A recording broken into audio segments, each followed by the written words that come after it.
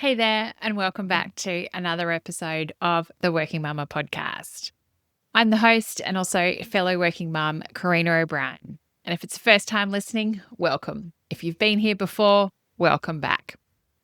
And today we're going to be unpacking a really powerful question that sparked a huge conversation online. Why are there no senior part-time roles? This all started with a reel I recorded and as part of a podcast with Emma McLean. We didn't expect the reaction it got. Literally hundreds of thousands of views, and even more importantly, hundreds of comments across Instagram and TikTok, all to the reel that started off with, "There are no senior part-time roles." So men and women shared their lived experiences, frustrations, and ideas. And what really struck with me was how much emotion that this topic carries. It's not just flippant of part-time work. There are some real ingrained views from some parts of society about what it means to be in part-time work. And then for others, I know for a lot of working mums, it's what enables us to actually have a career and also be a mum. And for so many of us, the lack of senior part-time roles isn't necessarily just about the jobs.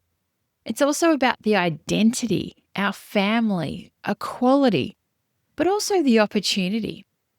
And so I've been, as I said, really surprised by, or probably not really surprised, but the response, even to this day, still getting likes and comments on this reel that we launched back in late August 2025.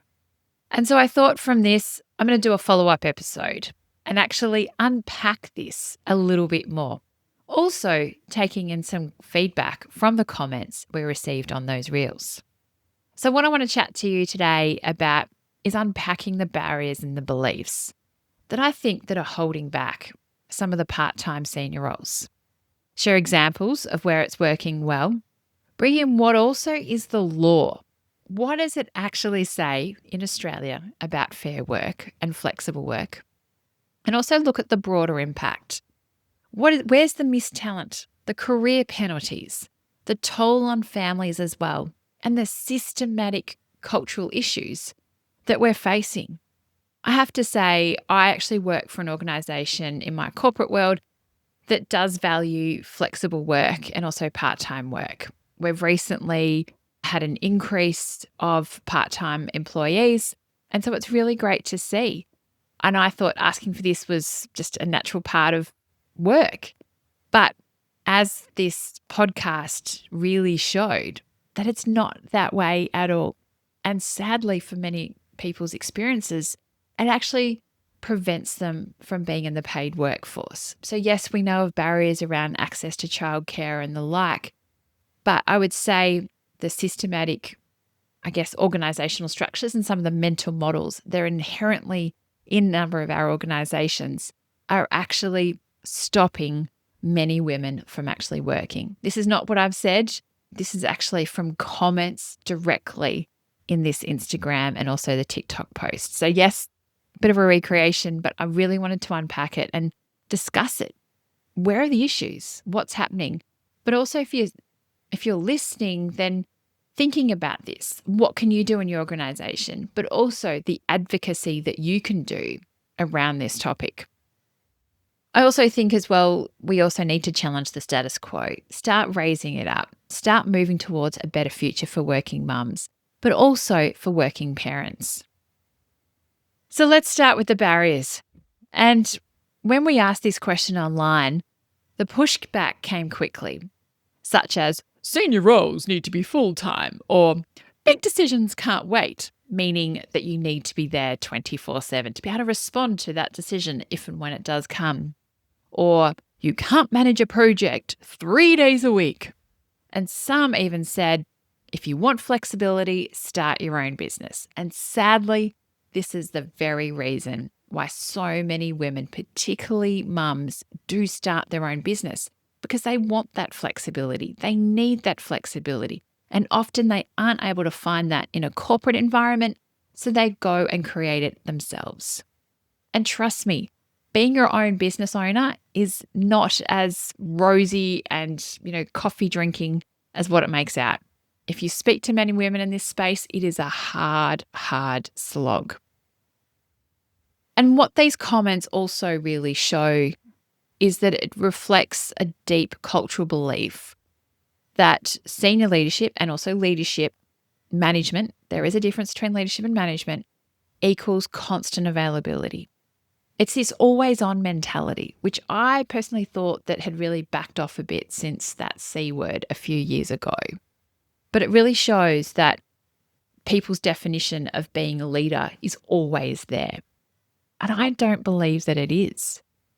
As there were comments that people would put back in response to some of that, there was some interesting debates happening that if you actually empower your teams, that you don't have to be there 24/7.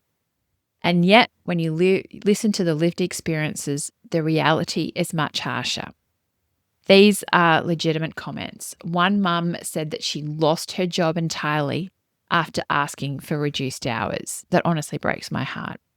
Another described being demoted of when she returned from maternity leave part-time, even though she was outperforming colleagues.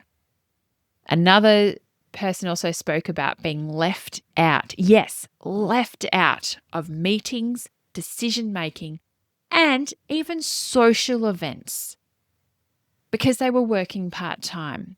And so this is meaning that as if like working part-time is making them invisible. I don't know the days that these people are working or the hours, but this is the impact that is having because of mental models and sometimes the societal pressures or the organizational structures and beliefs that is part-time means you're part committed, which is no doubt the absolute opposite. You're part-time hours, but 100% full-time committed. And so this is what's often called the part-time penalty, that you're still doing the work, often more efficiently. And I often say that if there's the notion as well, give a task to a busy person, give a task to a working mum, I would say, because they're going to get in and you're going to get it done and none of the fluff around, and that often happens. But sadly, if you're working part-time, myself included, I work 4 days a week in a senior corporate role. But if you're paid less, tick, that's me, promoted less, I was actually able to do this, but then also you're valued less. But for many women, you're paid less, promoted less, and also valued less because you're deemed part-time. You're not as serious, you're not as committed about your career. It's the perception you're working full-time, you're slogging it out, you're doing the hours, that you're more career-orientated. Doesn't actually take into account that you may only work part-time. I shouldn't say only. You may work part-time, but you can still be committed. And I say it's that you want both. You want to be a mum and have a career. Why should we choose? Why should it be exclusively like in two different camps? And it doesn't just stop at mums. Fathers working in male-dominated industries like construction even shared that they were asking their manager to see if they could just come 15 minutes late so they could help with drop-off. But, yes, there is a but, they were threatened to lose their job just by showing up 15 minutes later. So ultimately, they could actually have shared the mental load. Flexibility and also part-time work is still framed as a woman's issue, and men as well face stigma if they want to share the load, if they want the flexibility, and also if they want to work part-time. They're seen as they're not as committed about their career. It's going to take a lot longer to actually reach that next level if that's what they want to do. So it's really the perceptions and things like that. Ultimately, at the end of the day, it's hours. Nowhere through these conversations are we actually talking about the outputs that people are doing by working these hours. We're only talking about the 38, 40 hours that they are chained or at their desk or doing their task. Doesn't actually think about, well, how efficient are they being? I know personally, I work 4 days a week and I'm way more efficient than what I was than when I was working 5. I knew that was fluff. I knew that, I had that extra day and extra hours. Now I've got my time, I get in, I get my stuff done. Yes, I might do some extra hours at night just working for an international company, but I think I absolutely suck the life out of the, 32 odd hours that I need to be doing, and probably do way more than that as well. But I have to say on the flip side that it's not all bad news. In the comments and also what we see, that it's not all bad news. But as I said, in the midst of the frustration that many people were sharing, and also some of the discrimination, I'm going to call it as discrimination, there was also stories of hope. There were a number of women that shared how they negotiated part-time senior roles because they had been with their company for years and also built trust. One mum talked about a director role she shared successfully between two women. So job sharing, a very small number of people actually do this, but there are so many success stories around job sharing. Another mentioned about a general manager on a 9-day fortnight who was also promoted after parental leave. In healthcare, education and government, senior part-time roles are more common. And in places like Austria, parents with kids under 8 have the right to request part-time work. Not mums, it's not just dads, it's the parents have the right. And in the Netherlands, it's normal to work part-time, even in senior roles. Again, the Nordic and the European countries leading the way, showing what is possible. And these examples show that barrier isn't practicality, it's also the mindset. And the beliefs are real. Many women say they become more productive working part-time. With less time, you become sharper, more focused, and achieve more in 30 hours than your colleagues do in 30. Businesses get it just as much, if not more value from you working. Bit of a personal story. When I came back from my first maternity leave, I was working 3 days a week, went back on mat leave. Actually, when I was on mat leave, we got someone in to actually then do my role full time, what then I was doing in 3 days. Then when I came back, I went back in 3 days, and then I realized that that was not going to be, sustainable long term. Then I went up to 4, and then after 18 months, I applied for another position, which is a little bit more senior, got a promotion. And it was funny because I went through the whole interview process, even though it was also internal. And it wasn't until after I had accepted the role, they then came back to me and said, "Oh, are you working 4 days a week in this role, or are you going to work 5?" And I was like, well, my preference is to actually stay 4.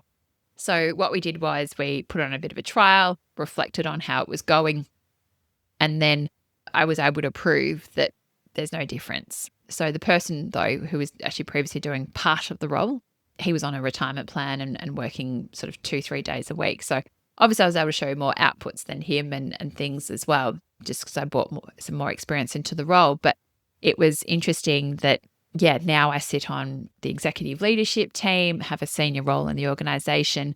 And it's funny now, I've also trained people to know that, Carina doesn't work Mondays. If I do work Mondays, people are like, "What are you doing here?"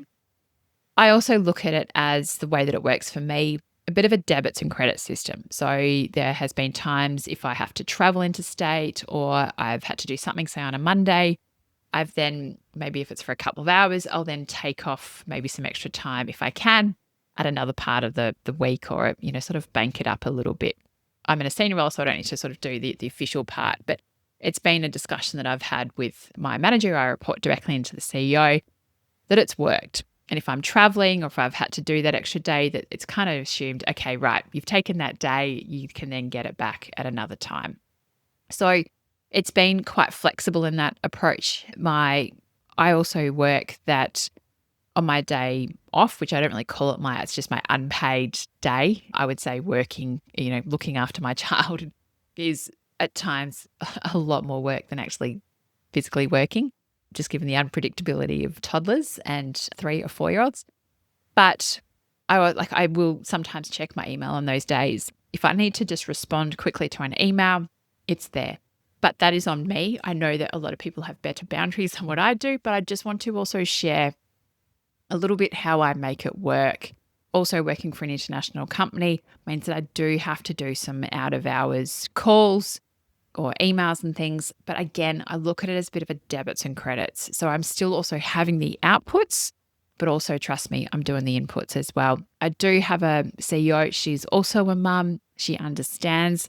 She also works from home 1 day a week. And I think also this role model and leadership also plays a really big part in supporting and enabling flexible work, but also part-time. She doesn't work part-time, but I think, you can do it. And also I see having a senior role by working 4 days a week. I hope that I've inspired at least one other person in our organization or even out there in the community to actually give it a go as well. A lot of this starts with the conversation. So that was a bit of a segue, but I just also wanted to share with you about how I make part-time and also flexible work for me. And it's different for everyone. So one thing, actually, I've also spoken to this about someone recently. They said, well, who can actually apply for part-time work or flexible work? And so in Australia, that's where I'm from. And we have probably 2/3 of listeners from Australia. So apologies if you're not Australia here. Definitely look up what the law is in your country. But in Australia, the Fair Work Act says part-time employees are those that work less than 38 hours a week with regular patterns. They're entitled to the same conditions as full-time employees on a pro rata basis. Certain employees, including parents of school-aged or younger children, carers with disabilities, those over 55, or people experiencing family violence, can request flexible working arrangements. Employers must genuinely consider those requests and can only refuse on reasonable business grounds. There's probably a whole definition on what is reasonable business grounds. And also, you have to do this in writing, and the organisation has 21 days to respond. So legally, yes, the door is open. But in practice, as we've seen in so many of the comments and feedback, many employers don't make flexibility accessible for many employees, particularly as well at senior levels. And all too often, the reasonable business grounds becomes a catch-all excuse and to shut it down. Often as well, probably going back to my earlier comment that people said around leadership and the always-on nature, that you're going to always have to be there and do that. But also I see flexibility as a two-way street. If I'm giving flexibility to the organisation, I expect them to also give it back to me. I think as well, just on as a side note, if you're looking for a new company and things like that, you can also do some research on what their part-time and flexible work policies are, and also some statistics using the Workplace Gender Equality Agency, particularly if you're based here in Australia, that'll give you some, insights and examples into what is happening, in the industry or in for that particular employer, provided they have over 100 employees. They do have to report. So that is some insights for you if you're going for a new role. It may support of actually seeing, is this an organisation that is going to support me? So now, some data, because we can talk about this in relating to part-time work, but what are the real figures? So according to the Australian Bureau of Statistics, in July 2025, full-time employment increased to 10.1 million people here in Australia, whilst part-time employment decreased slightly to 4.5 million people. So I know this will also put into, say, younger people, say even the jobs and things like that, check out people, or, different firms that may be just a little bit junior, not so much senior, but it just gives you an indication that of, 1/3 of employees in Australia are working part-time. But despite this dip, Australia still has one of the highest shares of part-time work in the OECD. But also here is where it gets interesting. For non-managers, there's what's called a promotion cliff, where women and men working part-time are promoted at only half the rate of their full-time peers. Yes, half the rate. And while childcare used to be the main driver, now 29% of women and 31% of men choose part-time work out of preference, not caring duties. This is about balance, lifestyle, and sustainability. And as you would have heard on last week's podcast, that, there's also the caring and sandwich generation where you might also be caring for parents. And that also might mean that you want more flexible and also part-time work arrangements. It isn't just about caring for kids. There are many situations people want this as well. The Workplace Gender Equality Agency, known also as WGEA, shows just how much flexible policies matter. Companies, according to WGEA, companies with flexible work strategies have up to 3.6% more women working part-time. They also see female managers working part-time, reducing the gender pay gap. And businesses with more women on boards tend to offer more part-time roles. It's not rocket science. It's there. Also, when we have women in senior leadership positions, they can advocate, they can support, they can create these policies if they're not already there. The data is clear that when organisations take flexibility seriously, they keep talent, but they also close the gaps. So what happens when businesses don't offer these roles? Well, firstly, they're missing out on so much amazing talent. People are saying there's like a war for talent at the moment. Imagine as well, they open their minds up to actually the different work structures there are that have all these great people that they can then recruit and then retain. So organisations lose out on highly skilled, highly efficient people. So many women said that they either downshifted into lower roles because they couldn't get the flexibility or actually the role that they were after, left to start their own businesses, or left the workplace altogether, which is absolutely devastating. People want to work, and generally the women are wanting to work, but there's just the structures that are not enabling it. So with just a little bit of open-mindedness, we could open the door to unlock so many more women back into the workforce. So it's not just a personal loss, it's certainly a commercial one as well. And as well, there's also the career penalties, as I mentioned before about the part-time penalty, which means fewer promotions, pay cuts, exclusion from decision-making, and also being labelled as uncommitted or less ambitious, the part-time, part committed, that's what I mentioned earlier. And thirdly as well, there is an impact on men and families. When senior roles are full-time only, families are defaulted in traditional models, like of traditional families, where the dad works full-time, mum compromises. That keeps the mental load fair and squarely on women and perpetuates gender equality both at home and in the work. Fathers who want flexibility are often penalised too, which means families can't share care equally, and just the cycle continues. Just what we are wanting to break. And many men as well. We know this, that they want to be more active in their raising of their children. So we need the society's systemic pressures and mental models to start to shift and change. We still live in a work culture shaped by the 1950s, even from 100 years ago with, Henry Ford, when he was creating the manufacturing principles and having to work the 40-hour weeks 40-hour weeks, 5 days a week.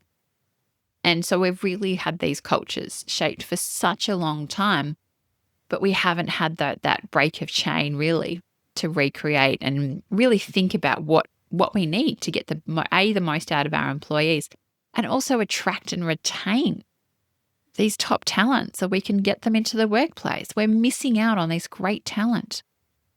So generally as well, we've got the 1950s with one breadwinner and one homemaker. Workplaces haven't adapted to the reality, but both parents now work. I think we've got the highest percentage here in Australia of both parents working, and it's increasing every year, that of record percentage. And also both parents want to share the care. COVID proved flexibility works, but instead of embracing it, many companies are now starting to backtrack and offer rigid work hours. And as I spoke with Dr. Ellen a couple of months ago, that generally comes down to as well the micromanagement and the lack of leadership skills to actually enable, employees to be working the hours in the locations that they want. It's generally about the leadership and the management insecurities about the flexible work than actually the performance and the outputs of the employees. Yes, there are those outliers that, abuse the system. I guess there are always going to be those. So then you need to have the enforcement there. But for a majority of employees, they generally do the right thing and they want to do right because they appreciate and they want the flexibility and also the part-time work. So they don't want, to do bad by it. So there's also, as I said, from the Miss Talent, the part-time roles. We talked about that as well recently on a podcast with Laura Stewart and Elise Levin. Both of these ladies left roles or even entire industries because flexibility wasn't offered. So it's absolutely huge. And then on another podcast I've done recently with Natasha around like money as well and financial security for women, she also acknowledged as well that, this has then a ripple effect. If women are taking lesser roles, that means they've got less superannuation, seen as undervalued at work, affecting their financial confidence, their bargaining power, and potentially their long-term wealth. Because women over the age of 55 are the highest growing proportion of homelessness here in Australia.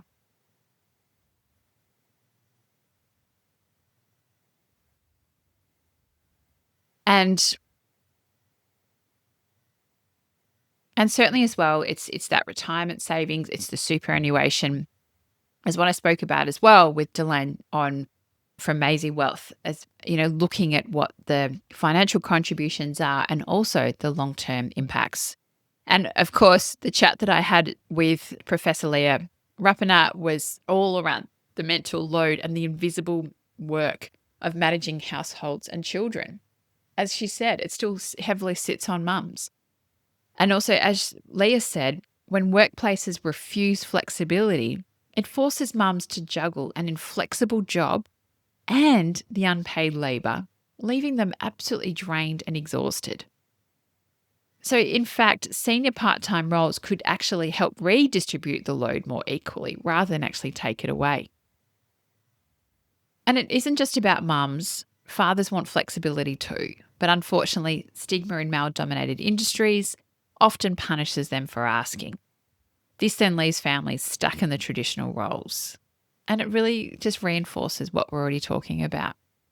And it was interesting as well that the chats that I have had recently with Ash Pollard and Beatrice Toe, they've also shared about, how they've created their own businesses and profiles around actually their family.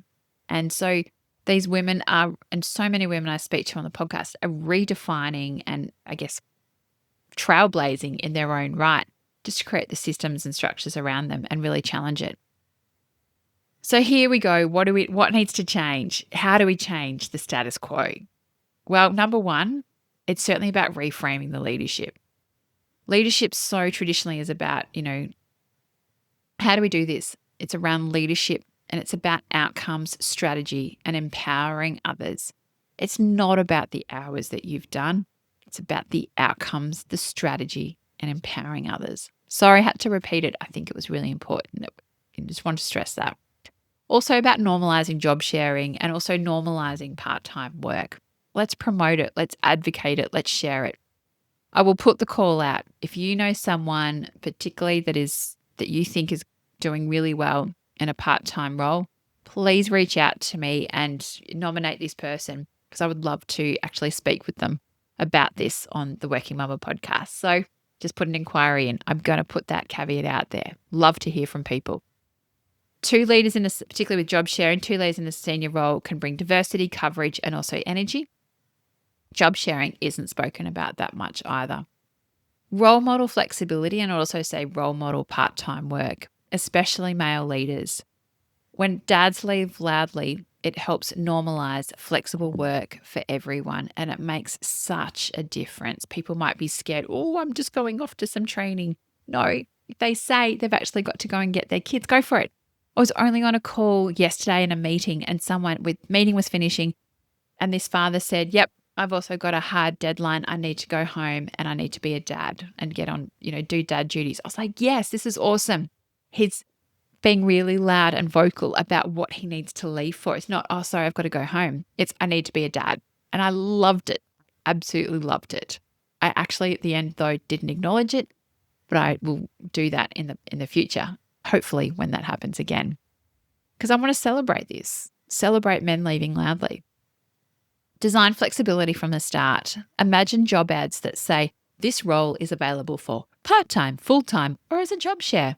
I've very rarely seen those roles. This also signals openness and not reluctance. I would also say that another part is around broader advocacy. Push government and industry bodies to go further, ensuring flexible work rights aren't just theoretical, but actually enforced. And the same with part-time as well. We need to advocate for part-time, particularly I think as well, if, people that are working 3-4 days a week or, it might be part-time hours, like there's so many different models that can be done, but we need to advocate and show what is possible. I love Emma McLean. Yes, this podcast, his episode is actually off the back of our podcast, but only this week, so I'm recording this in September 2025, she's just launched the New Zealand 2025 power list of part-time workers, which I think is just an amazing process that she's gone through to also advocate for women that are doing this and working in part-time roles, which I think is just absolutely amazing. And also number 6, it's about also keeping the conversation going. We need to keep at this, show that part-time work is possible, show that part-time is not part committed, but we're all in it together, that we are committed and really changing those mental models and those beliefs. Share the stories. And if you've got someone questioning themselves, throw out suggestions such as, saying to your employer, for example, can we go on a trial for maybe 3 months and see how this works? So you can prove and I guess hustle for that 3 months to show, yes, this is going to work. Set the expectations about the deliverables. Understand, okay, this is the role, these are the tasks, these are the outcomes, and agree on it. Try it, see if you can go on a trial and go from there. But it's worth having the conversation and just try and challenge and debunk those myths that there might be out there. So if you've got any questions, certainly reach out. So in closing, why are there no senior part-time roles? And that's really where this whole episode started. The truth is there are some, but sadly they're rare. And I will also say from personal experience, and even this came up in some of the comments, they are probably more for people that have been with the organisation for a lot longer than someone new going for a new role. And the main barrier isn't necessarily always logistics or the law. It's cultural. It's systemic.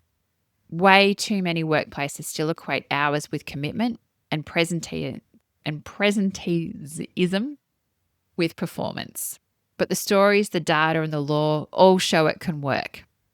Flexible senior roles aren't just good for working mums. They're good for dads, for carers, for anyone seeking balance. And they're good for businesses that want to keep talent, close gender gaps and stay competitive. Because at the end of the day, flexibility isn't about giving less, or even part-time work isn't about giving less. It's about creating a system where talented people can thrive without having to choose between career or family. So if you want to dive deeper into some of the themes we touched on today, I will put some of those previous podcast episodes in the show notes. So I think also with the conversations that I often have here on the Working Mumma podcast, these conversations paint a picture of the challenges we face as working mums, but also I think the opportunities for change. Thank you so much for joining me on this episode of the Working Mumma podcast. I'm very passionate about this topic because I work part-time myself in a senior leadership position. And as always, if you've got a good story, good or bad, about senior part-time work or even just part-time work and how you're making it happen, I'd love to hear from you. So share it with me on Instagram at Working Mumma Community or at Working Mumma Podcast. And the more that we speak up, the closer we get to change. So until next time, I'm Carina O'Brien, and this is the Working Mumma Podcast. You can do hard things, and we can do it together.